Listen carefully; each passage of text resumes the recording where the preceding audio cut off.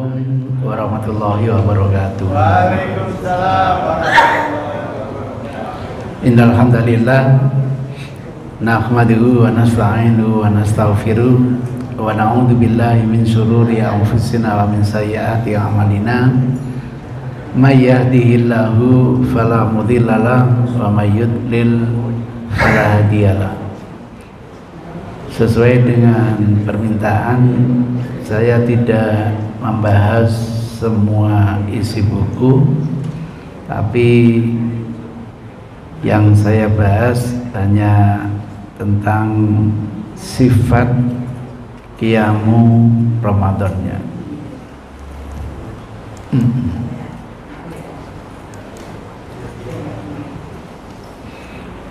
Terkait dengan jumlah rakaat qiyam Ramadan, memang Aisyah pernah cerita, maka Rasulullah sallallahu alaihi wasallam yazidu fi Ramadana wala fi ghairihi ala ihda asrata rakaatan. Itu hadisnya Aisyah.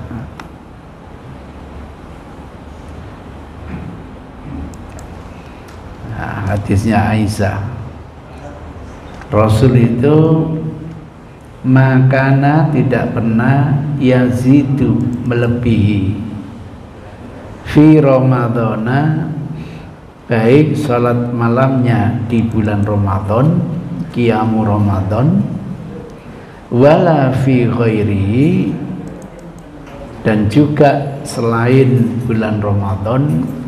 Karena sholat malam itu bukan hanya dikerjakan di bulan Ramadan, tapi dikerjakan setiap malam, apalagi bagi Rasulullah Sallallahu Alaihi Wasallam. Ala ihda asrata rakaatan, melebihi dari 11 rakaat. Itu kesaksian Aisyah sebagai orang yang tahu persis tata krama sholat malamnya Rasulullah. Karena sholat malam itu dikerjakan di rumah, maka kesaksian yang ada di rumah itu jauh lebih valid dibanding daripada kesaksian orang lain. Tapi dari Aisyah sendiri nanti ditemukan jumlahnya bukan 11 rakaat. Nah, ini yang ditanyakan. Tapi jumlahnya ada 13 rakaat. Dari Aisyah. Ternyata informasi dari Aisyah itu ada 13 rakaat. Ini saya datangkan seluruh hadisnya Aisyah, ada A, ada B, ada C, ada D. Nah, ini seluruh hadisnya Aisyah. Kok bisa jadi 13? Katanya tidak pernah lebih dari 11. Nah, dengan kajian tematik nanti ketahuan yang 13 itu bisa satu menambah 2 rakaat iftitahnya Rasul. Nah, yang kedua bisa menambah 2 rakaat fajar Rasulullah Sallallahu Alaihi Wasallam. Sehingga informasi dari Aisyah ternyata ada 13 rakaat. Jadi aslinya hanya 11, tapi kebiasaan Rasul kalau sholat malam itu dimulai dengan sholat iftitah 2 rakaat. Nah, 13 itu gabungan riwayat iftitah dan sholat apa? Malam. Atau sholat malamnya yang 11 rakaat ditambah 2 rakaat fajar. Karena kebiasaan Rasul di bulan Ramadan itu selesainya menjelang subuh. Itu malam yang spesial bulan Al-Quran, sehingga pelaksanaannya itu panjang sekali, selesainya furu al-fajri menjelang fajar. Sampai-sampai ada kesaksian hatta nakhafa ayyafutanal falah, sampai-sampai kami harus bergegas pulang ke rumah takut kehilangan makan sahur. Bayangkan, misalnya selesai sholatnya itu 3:30, subuhnya kira-kira jam 4, maka panjenengan itu harus segera bergegas pulang ke rumah, segera makan sahur, khawatir kehilangan makan sahur. Sampai di situ gambarannya. Maka jangan kaget, yang 13 rakaat itu dimungkinkan sholat malamnya yang 11 ditambah 2 rakaat apa? Fajar. Jadi ada 2 alternatif. Kenapa kok Aisyah akhirnya ngasih kabar sebanyak 13 rakaat? Maka tidak ada kontradiksi antara informasi Aisyah Rasul tidak pernah lebih dari 11 dengan informasi dari Aisyah sendiri pernah mengatakan jumlahnya sampai 13. Nah, ini sinkron dengan riwayatnya, saya kurang kelihatan ini ya Allah. Zaid bin Khalid al-Juhani. Padahal Zaid bin Khalid al-Juhani itu bukan orang dalam, tetapi orang luar. Oh, kalau begitu Rasul pernah mengerjakan di rumah, pernah mengerjakan di masjid. Sehingga di rumah diceritakan oleh Aisyah, di masjid diceritakan oleh sahabat yang lain. Apalagi di bulan Ramadan, memang awalnya sebaik-baik sholat sunnah itu dikerjakan di rumah. Maka sebagai konsekuensinya Rasul sejak tahun kedua hijrah disyariatkan puasa Ramadan itu mengerjakannya selalu di rumah. Tapi di akhir hayatnya ini bikin kejutan.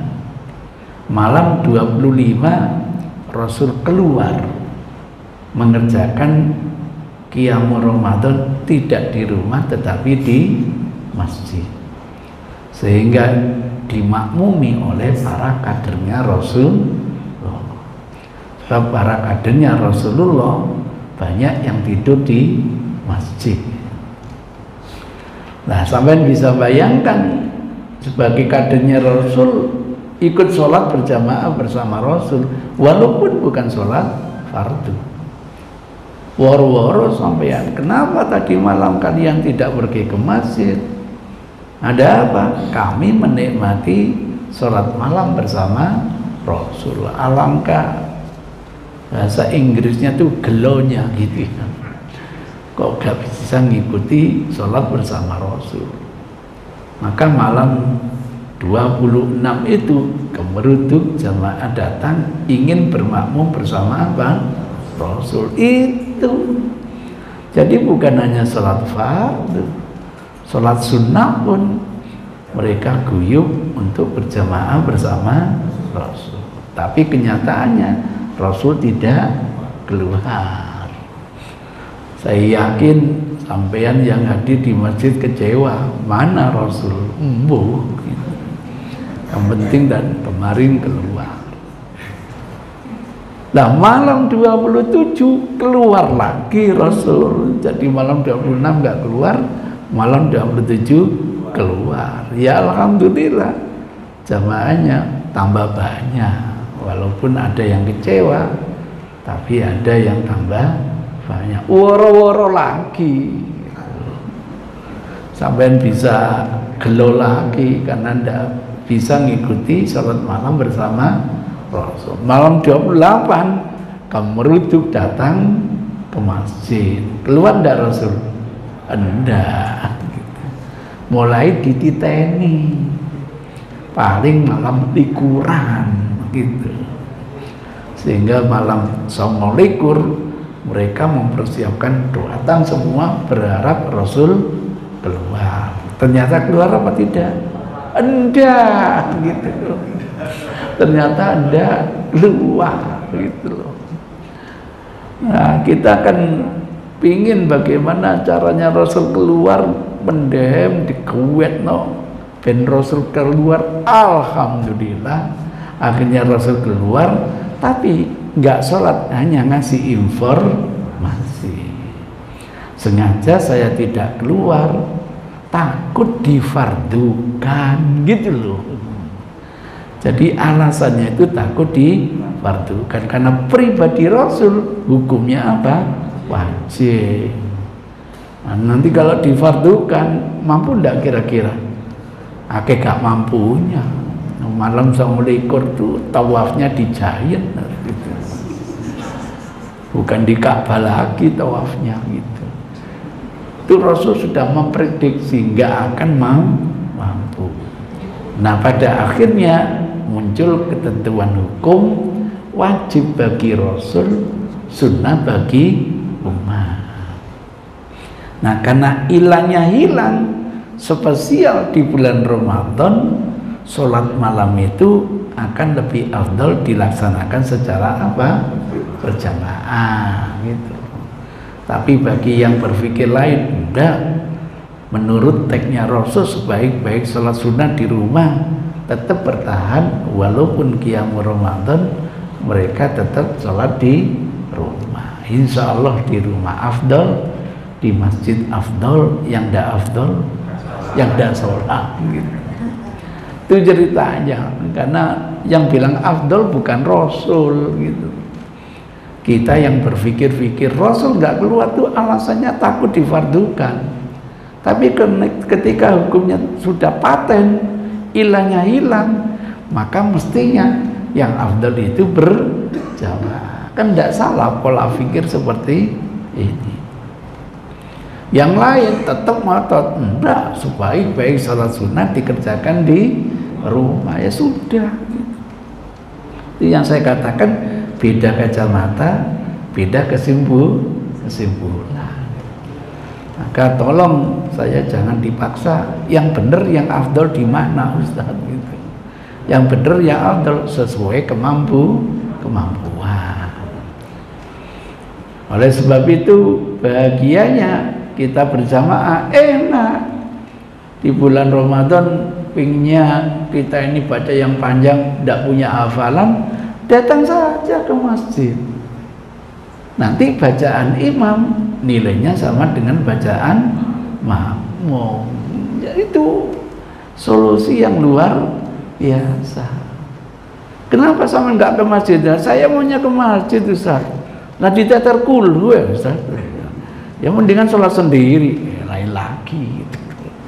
Nah kalau sampai apa? Inna lu waduhai malah lebih pendek lah.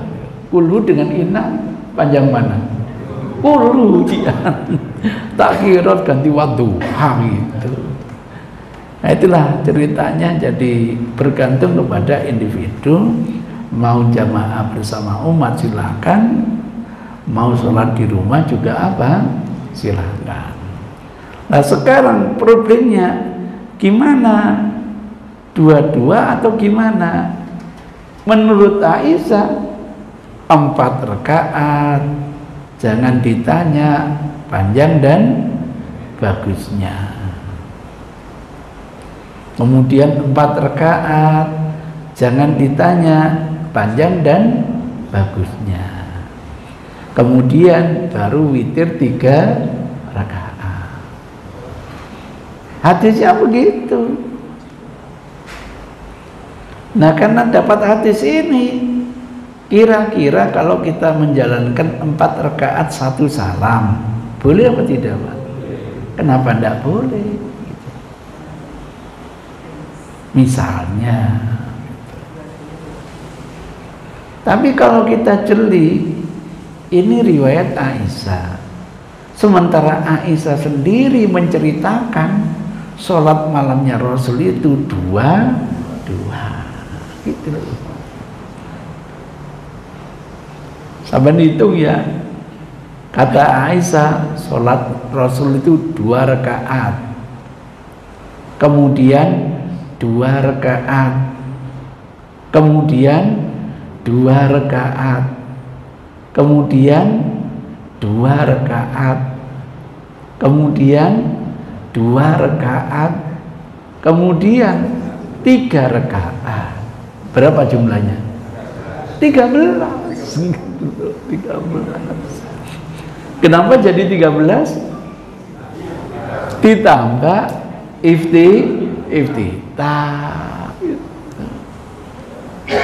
Sama dengan riwayatnya yang namanya Zaid bin Khalid al-Juhani. Sampai hitung ya. Sholat 2 rakaat. Kemudian apa? Sholat 2 rakaat. Kemudian sholat apa? 2 rakaat. Kemudian sholat lagi 2 rakaat. Kemudian sholat lagi apa? 2 rakaat. Ketemu berapa? Kemudian sholat witir. Berapa jumlahnya? 13. Sama gitu loh. Sama dengan riwayatnya Zaid bin Khalid al-Juhani. Nah, terus kalau gitu 44 apa 22? Ayolah, bingung sekarang. Tidak bingung. Untungnya hadisnya Aisyah itu mengatakan 4 rakaat, tidak ada tambahan 1 salam. Aisyah hanya cerita 4 rakaat, kan gitu. Andaikan Aisyah ngomong 4 rakaat 1 salam, selesai. Maka jangan kaget ada spekulasi pemikiran. Kalau dilihat secara makro, memang kelompok 4, kelompok 3. Sehingga nggak salah kalau Aisyah melihat secara makro 4, 3. Nah yang 4 ini 2 rakaat salam, 2 rakaat salam, istirahat panjang. 2 rakaat salam, 2 rakaat salam, istirahat panjang. Baru sholat apa? Witir. Ini spekulasi, Pak. Kenapa spekulasi? Karena ditemukan dari sekian sahabat tidak pernah Rasul itu melebihi 2 rakaat kemudian salam. Ini ada riwayat dari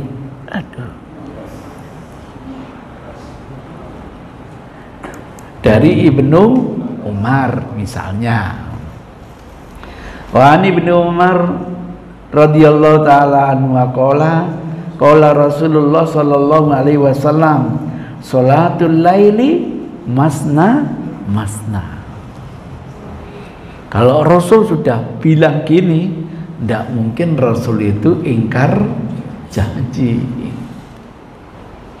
Dan Aisyah sendiri yang tadi cerita juga 2. Maka pemahaman 4 itu mestinya lebih ideal tetap 2 gitu, Pak. Nanti Aisyah cerita di hadis yang lain, ketika Rasul sudah mulai agak senja tua, awalnya itu Rasul itu sholat 8 rakaat, witir 3 rakaat. Terbayang enggak 8 rakaat 1 salam? Enggak. Kemudian ketika sudah mulai subuh, tinggal 6 rakaat witir 3 salam. Terbayang enggak 6 rakaat itu sekali salam? Enggak. Yang terbayang tetap 2 rakaat, 2 rakaat, 2 rakaat. Itu jadi korina atau pertimbangan, kayaknya sulit deh kalau 4 rakaat 1 salam. Belum lagi nanti berhadapan dengan hadis Rasul, fi kulli raka'ataini tahiyyah. Pada setiap 2 rakaat ada tahiyat. Lah kalau 4 rakaat 1 salam ada tahiyat awalnya enggak? Problem lagi. Saya sering sekedar bertanya kepada teman-teman karena saya tidak berani nyalakan, Pak. Di beberapa masjid itu masih menggunakan 4 rakaat 1 salam. Saya coba tanya. Yang saya tanya bukan masyarakatnya, kiainya, Pak. Kalau 4 1 salam itu kira-kira ada tasyahud awalnya enggak? Kenapa? Karena ada hadis pada setiap 2 rakaat ada salam. Kecuali salat witir. Nanti ada nas khusus, wala yafsilu bainahunna tahiyyah.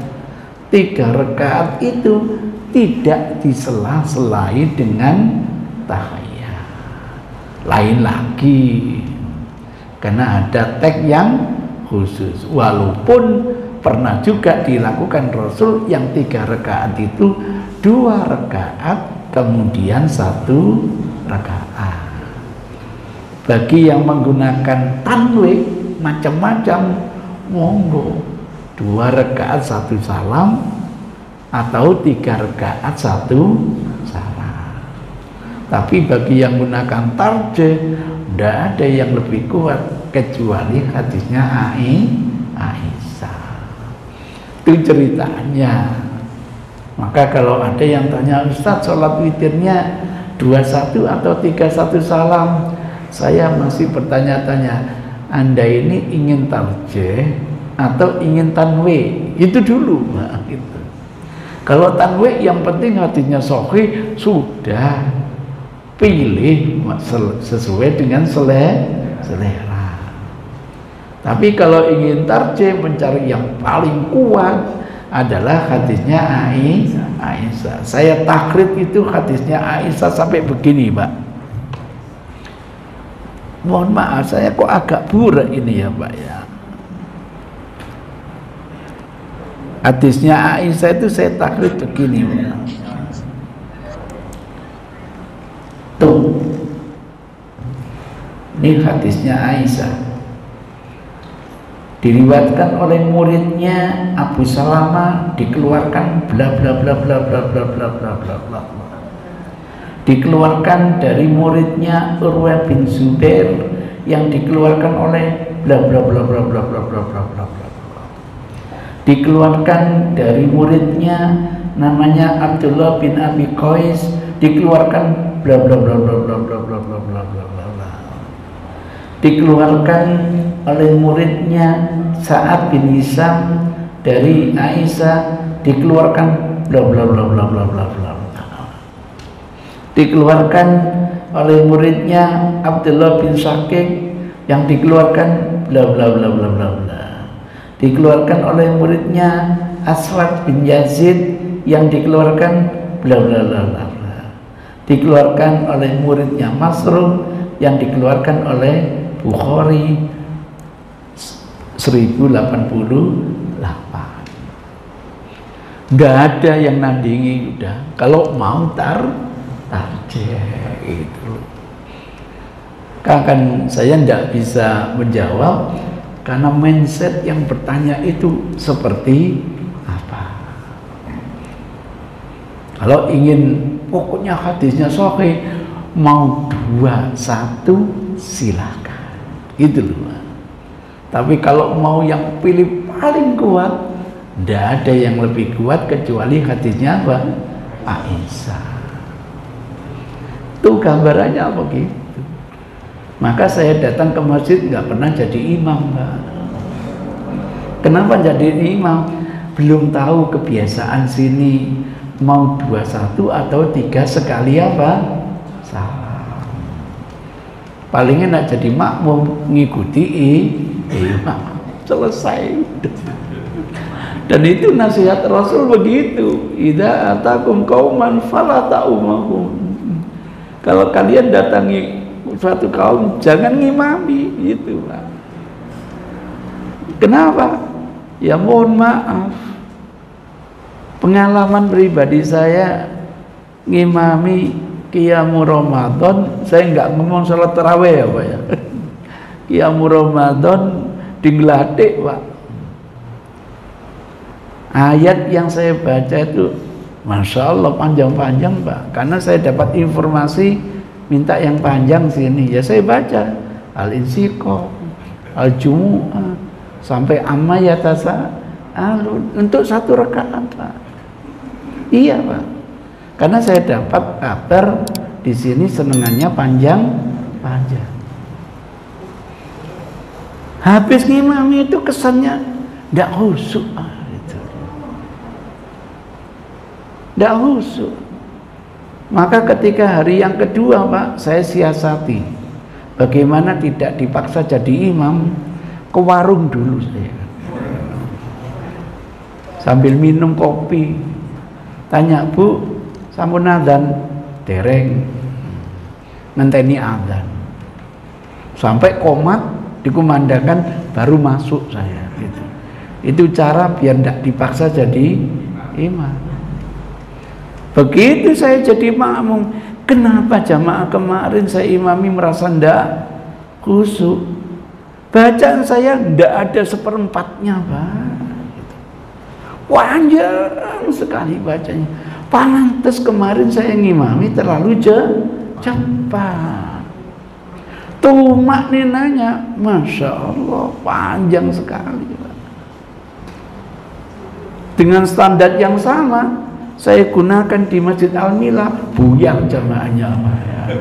Kenapa? Ketuawan, gitu ya. Jadi setiap orang itu punya kebiasaan sendiri. Saya pertama kali bermakmum di Nurul Azhar, Pak. Ya Allah, linu, Pak. Gak tambah khusyuk, tambah gak khusyuk. Nah, Ustaz Rohim panjang sekali, Pak. Tapi begitu terbiasa, enak ternyata. Oh, karena belum terbiasa. Coba di sini biasakan. Nggak usah panjang-panjang lah, 1 malam 10 juz saja. Nggak usah 20 juz. Coba 1 malam 10 juz. Pasti nggak khusyuk. Enggak khusyuk. Tapi nanti lama-lama jadi apa? Khusyuk. Dicoba ya, Pak ya. Insya Allah misalnya gitu. Misalnya begitu. Kita karena belum terbiasa gitu aja. Iya, pertama kali saya di Nurul Azhar merasa tidak khusyuk. Tapi lama-lama menjadi nikmat. Tuh, kebiasaan membuat kenikmatan. Itu gambarannya. Jadi saya tidak akan mendoktrin, saya tidak akan mengatakan supaya begini, itu bukan otoritas saya. Terserah, saya hanya tanya, sini kira-kira gimana sholat Qiyamul Ramadannya? Berapa? 2, 3. Ya mudah-mudahan yang sesuai, mudah-mudahan gitu loh. Jadi begitu ceritanya. Ini saya ingin Pak, 2 kemudian 3, ada tuntunan. Cuma yang 2 tadi adalah iftitah. Boleh Ustaz iftitah berjamaah. kenapa tidak boleh? Gitu. Saya hanya cuma tanya, kebiasaan Rasul iftitah itu kalau sholatnya di tengah malam, Pak. Baru ada namanya iftitah. Lah habis sholat isya kok masih iftitah? Ya bagi yang berpikir tekstual ya selesai sudah.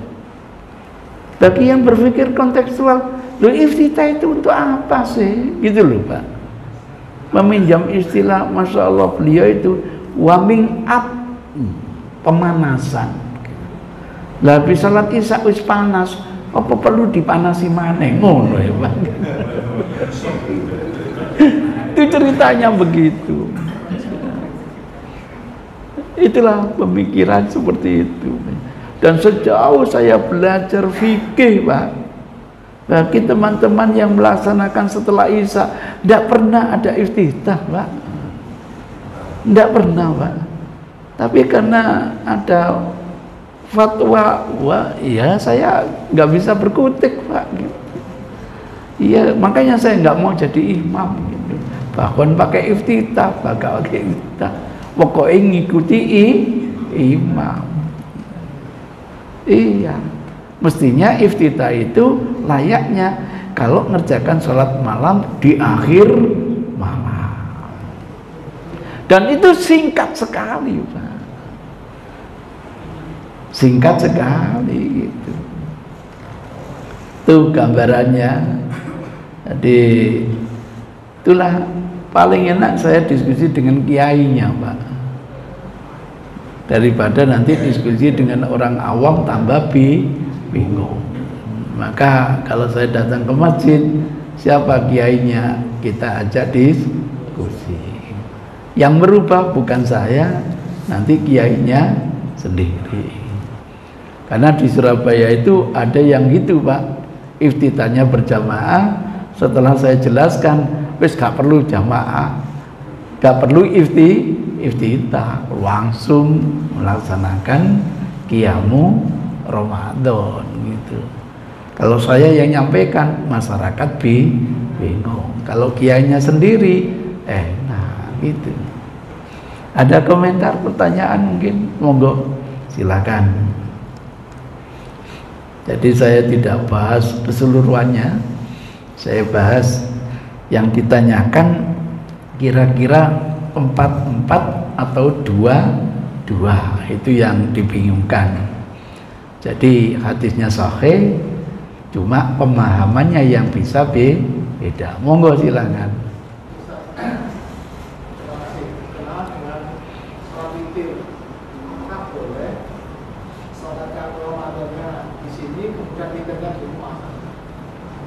Apakah boleh sholat malamnya di sini, witirnya di rumah? Ya boleh banget Pak. Boleh, enggak witir ya oleh kok Pak. Boleh Pak. Ada yang bertanya begini, kenapa sampai tunda witirnya? Pingin tambah-tambah Pak. Oh monggo. Kalau sampai berkeyakinan 11 itu bukan ketentuan, gitu loh Pak. Kalau 11 sudah ketentuan, ya segera ditutup dengan witir. Kalau ingin tambah-tambah, selain sholat malam, mau sholat hajat, mau sholat tobat, sholat sunnah mutlak, tidak ada masalah, dan tidak perlu ditutup dengan sholat apa? Witir, gitu. Jadi saya harus tanya lagi, sampai kenapa nggak langsung sholat witir? Pingin tambah-tambah Ustaz. Oh gitu, monggo. Kalau gitu 11 itu bukan sebuah ketentuan. Nah kalau sudah 11 itu ketentuan, ya masa ditambah sudah ketentuan. Gitu ceritanya. Bisa dipahami? Sampai tanya, kenapa nggak witir langsung gitu loh Pak? Kira-kira aku pingin ono oma ono sholat sunnah, ya monggo gitu. Misalnya begitu. Karena apa? Sejauh saya belajar hadis, Pak, Rasul belum pernah memberi batasan, Pak. Tidak ada hadis qauli, sholatlah malam sekian rakaat, tidak ada. Yang ada itu sholatlah malam 2 rakaat, sholatlah malam 2 rakaat. Kalau keburu subuh, tutup dengan sholat apa? Witir. Itu ceritanya. Pembatasan itu hadis fi'li, cerita Aisyah, cerita Zaid bin Khalid al-Juhani, itu loh hadis fi'li. Lah sekarang pertanyaannya, cerita-cerita ini sebagai ketentuan, kepastian atau bukan? Itu dulu. Kalau ini sudah uswatun hasanah, kalau begitu ya jangan lebih dari 11. Tapi kita tidak bisa menyalahkan, nggak ada Ustaz, batasannya itu waktu subuh. Jadi batasannya bukan jumlah rakaatnya, tapi waktu subuh. Sama dengan sholat sunnah intidhar. Ketika Jumat, dengaran sih sampai Jumatan jam itu budal. Iya Ustaz, pengalaman haji kalau nggak jam itu gak bisa mlebu masjid gitu loh. Terbawa pulang jam itu sudah pergi ke masjid. Imam belum datang, sholat sunnah 2 rakaat.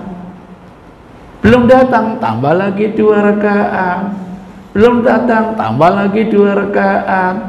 Belum datang, tambah lagi 2 rakaat. Tidak ada batasannya. Batasannya ketika khatib naik mimbar. Ya mudah-mudahan sholat sunnah itu makin banyak, hitungannya makin banyak pahalanya. Maka kira-kira 11 dengan 23 akendi 23. Tolonglah yang 11 rakaat mendoakan itu 23 makin banyak rakaatnya, mudah-mudahan makin banyak apa? Pahalanya gitu. Mau ndak doakan gitu? Mau ndak? Duh, kok nggak jawab? Itu ceritanya. Yang 23 mendoakan, walaupun ente 11 tapi itu kayak tuntunan Rasul, muka-muka pahala sampai lebih akeh. Belum nggak dengan ngono? Boyo yang api-apian enak. Sehingga nanti kita saling menjaga jangan sampai saya terdengar lagi sholat sunnah makin banyak makin bagus. Kita tetap bertahan 23 rakaat. Kenapa? Nanti di akhirat kalau yang benar 11 kita masih susuk. Ojo ngono ya Allah. Lah 23 sampai 47 akendi gitu. Kenapa enggak bertahan 47 rakaat? Biar susu luwih akeh gitu. Itu muncul biasanya karena fanatisme kepada golongan, fanatisme kepada mazhab. Na'udzubillahi min dzalik. Saling mendoakan lebih baik biar kita dapat ridhonya Allah Subhanahu wa taala. Ada satu boleh Pak? Monggo. Untuk sholat Ramadan maupun sholat malam Ustaz, itu yang betul itu sholat dulu ditutup witir atau bisa witir didahulukan Ustaz? Sholat dulu diwitri. Sholat yang 2 rakaat, sholat Ramadan, sholat yang Ramadan atau sholat malam yang mulai. Itu kan biasanya habis sholat ditutup witir. Iya. Nah sekarang enggak, saya sholat witir dulu. Iya. Sholat malamnya nanti. Loh kok aneh? Mau belum sholat malam kok harus ditutup? Karena ada ulama yang mengatakan lakukanlah sholat witir sebelum Anda tidur. Oh begitu. Sholat witir itu Pak ada 2 makna. Satu yang dinamakan witir itu sholat malam plus penutup sholat malam. Ada dimaknai penutup sholat malam. Maka ketika Aisyah ditanya kapan Rasul witir, kadang di awal malam, kadang di tengah malam, kadang di akhir malam. Maksudnya witir ini sholat malam plus penutupnya Pak, gitu loh. Bukan penutup itu. Nah wis tutup lah kok dibuka maneh sampean. Durung salat wis ditutup. Jadi maksud sholat witir ini sholat malam plus penutup sholat malam. Itu maksudnya kalau tidak mampu dikerjakan di akhir, kerjakan sebelum tidur. Itu. Lu kok bingung sampai? Masih bisa Ustaz ya? Loh, maksud sholat witir hadis ini Pak, sholat malam plus penutup sholat malam. Duduk penutup petok.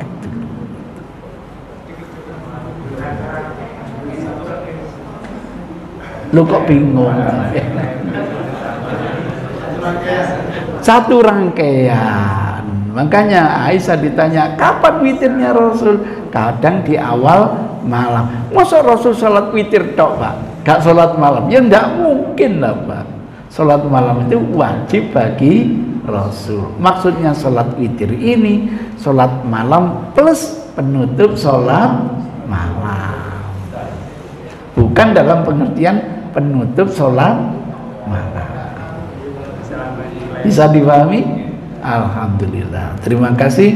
Billahi hidayah wa taufik. Assalamualaikum warahmatullahi wabarakatuh. Waalaikumsalam.